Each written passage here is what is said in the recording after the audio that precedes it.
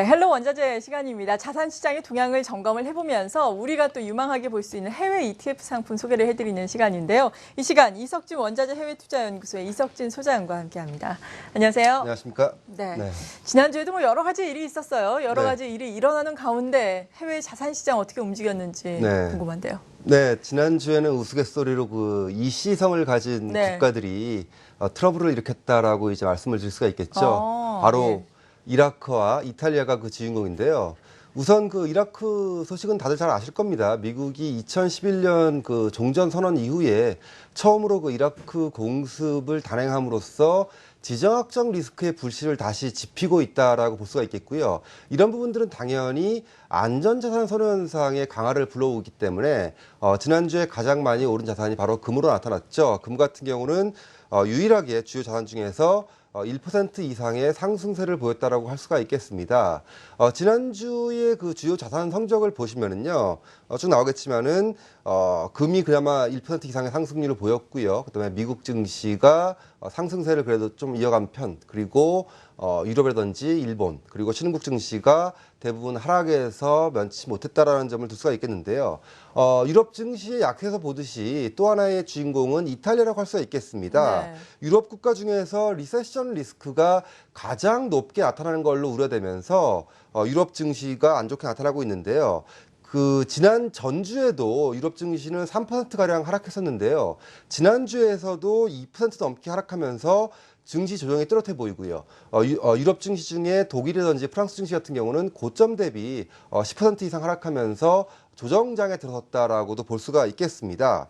이 와중에도 중심을 잡고 있는 증시라고 한다면 역시 미국을 들 수 있겠는데요. 지난주 3대 증시 지표가 모두 반등에 성공하면서 글로벌 위험자산 시장을 지탱하고 있다라고 볼 수가 있겠습니다. 바로 내구 소비재 기업들의 강세가 이 큰 역할을 하고 있는데요. 하지만 한편으로는 연일 1% 넘게 상승과 하락을 반복하면서 투자 심리 자체는 과거와는 분명히 달라 보인다고 할 수 있겠습니다. 한편 그 2주 연속 상승한 유일한 자산은 중국 증시였는데요. 글로벌 증시와의 상관관계가 낮은 데다가 최근 제조업에 대한 기대감이 높아지면서 이런 부분들이 중국 증시의 상대적 강세를 견인하고 있는 것이 아닌가라고 전망하고 있습니다. 네. 그런데 또 특이하게 봐야 할 것이 국제 유가 물론 큰 폭은 아니지만 약간 주간 단위로 봤을 때는 하락을 했다라는 점입니다. 그렇습니다. 사실 이라크 사태가 불거질 때는 안전자산 선호 현상도 나타나지만 또 나타나는 것이 국제 유가의 상승이잖아요. 그렇죠. 이번에는 국제 유가가 그다지 크게 반응을 하지 않은 건가요? 그렇습니다. 보통 이라크에 대한 미국의 공습이 있다고 한다면은 전례에 비춘다면 당연히 국제 유가가 급등해야 되는 게 맞는 거죠. 그렇죠. 근데 최근에 보시면은 WTI 기준으로 국제 유가가 배럴당 97달러대에 머물고 있고요. 오히려 지난주에 보면은 전주 대비 하락한 모습들을 볼 수가 있을 정도로 국제 유가가 안정세를 보이고 있죠. 이런 바탕에는 크게 한 세 가지 원인을 꼽을 수가 있지 않나 싶습니다. 첫 번째는 지정학적 리스크의 상세라고 할 수 있겠는데요. 이게 무슨 말씀인가 하면은 이라크의 지정학적 사태는 좀 더 이제 우려가 높아지고 있지만은 반면에 연초부터 원유 시장을 괴롭혀왔던 우크라이나 사태 같은 경우는 최근에 거의 마무리되는 쪽으로 가고 있거든요. 이렇게 봤을 때는 지정학적 리스크의 총합은 거의 변함이 없다라고 볼 수가 있는 거죠. 두 번째 원인으로 지목할 수 있는 것은 이라크 사태가 확산됨에도 불구하고 원유 생산과 수출에 아직 타격을 주고 있지 않다라는 점입니다. 현재 문제가 되고 있는 지역은 이라크 북부 지역인데요. 대부분 이라크 원유 생산은 남부 지역에서 이루어지기 때문에 아직까지는 원유 생산에 큰 차질이 없다라고 볼 수가 있겠습니다. 마지막 원인은 역시 미국의 원유 생산 증가를 둘 수가 있겠죠. 지속적으로 이런 코너를 통해서 말씀드리고 있지만은 지난 몇 년간 국제 유가의 변동폭이 크지 않게 된 가장 큰 이유는 역시 미국의 원유 의존도가 낮아진 덕이 아닌가라고 볼 수가 있는 겁니다.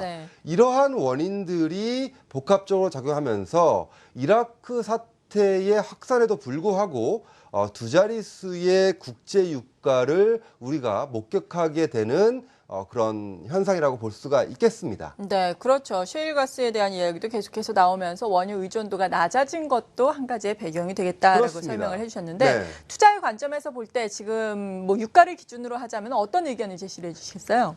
뭐 큰 변화가 없습니다. 저희는 기본적으로 국제 유가가 배럴당 195달러에서 한 105달러 정도로 네. 안정적으로 움직이고 있는 국면에서 계속 유지되고 있다고 보고 있고요. 오히려 최근에 봤을 때는 지정학적 리스크보다는 원유 생산 증가가 조금 더 이슈가 되는 것 같기 때문에 네. 국제 유가는 전반적으로 좀 안정적인 흐름을 보일 가능성이 높다라고 보고 있습니다. 그래서 네. 이 박스권 국제 유가는 오히려 글로벌 경제에는 나쁘지는 않은 측면에서 이해할 수가 있겠죠. 네, 유가를 측면에서 투자를 한다면 그다지 매력적이지는 않다라고 또 이 얘기를 해볼 수 있겠네요. 매수적인 관점에선 그럴 수는 있겠지만은 예. 오히려 최근에 보시면 이제 DLS 같은 경우, 네. 그러니까 이제 조건부 원금 보장 상품이죠. 그러니까 예. 얼마나 많이 떨어지지만 않으면은 원금이 보장되면서 일정 부분 수익을 얻을 수 있는 이런 상품들은 아마도 제가 알기로는 1년, 2년 내에 가입하셨던 그 투자자분들이라면은 모두 좋은 수익을 올리셨을 거라고 판단하고 있습니다. 네, 정말 그럴 수가 있겠네요. 매수의 관점에서 오르는 것만 보자면은 투자의 매력도가 떨어질 수 있지만 그래도 시장에는 여러 가지 상품이 있기 때문에 이러한 점도 참고를 해봐야 한다라는 말씀이신데. 그렇습니다. 주식으로 네. 봤을 때는 ELS 같은 경우 맞아요. 뭐 많이 안 떨어지면은 예. 매년 뭐 연간 6%, 8% 이렇게 그 수익률을 주지 않습니까? 네.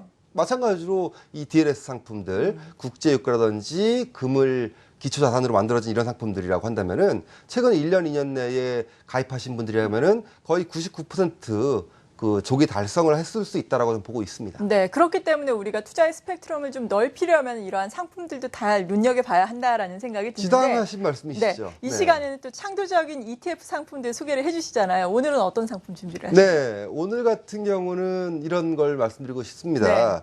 투자자들이 심리적으로 선호하는 투자 전략 중에 기업 내부 직원들의 동향 파악을 관심 있게 보시는 분들이 있습니다. 네. 직관적으로 여러분들이 경험하셨던 사례일 수 있을 것인데요. 기업 내부 직원들이 해당 기업 주식을 매수했다든지 아니면 처분했다든지 하는 소식을 들으시면은 향후에는 그 해당 기업 주가에 어떤 영향을 줄 수 있겠구나라는 생각을 하실 분들이 그렇죠, 많으실 예. 거예요. 그러면서 이제 같이 이제 매수하시다든지 매도하시는 그런 경향이 있을 텐데요. 이런 그 전략들, 이런 부분들을 실제로 응용해서 만들어진 해외 ETF 상품이 있습니다. 네.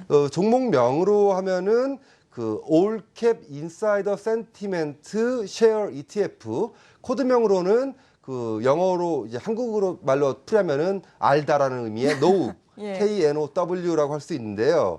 말씀드린 것 같이 이 종목은 그 인사이더 센티멘트, 즉 내부 직원들의 주식 거래 동향을 모델화시켜서 추적함으로써 투자 전략에 응용한 그러한 해외 ETF입니다.